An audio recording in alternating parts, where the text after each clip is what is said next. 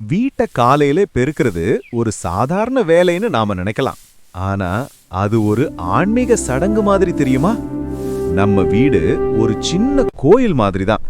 அங்கே சுத்தம்னா நல்ல ஆற்றல் தங்கும், சுத்தம் இல்லை என்றா எதிர்மறை ஆற்றல் குடிகொள்ளும்.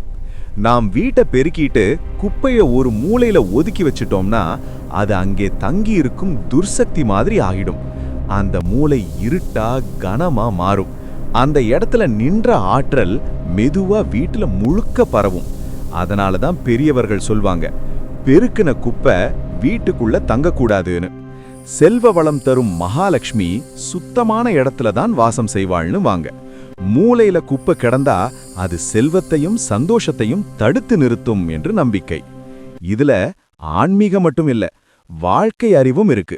குப்பை இருந்தா பூச்சி வரும், துர்நாற்றம் வரும், மனசுக்கே சோர்வு வரும்.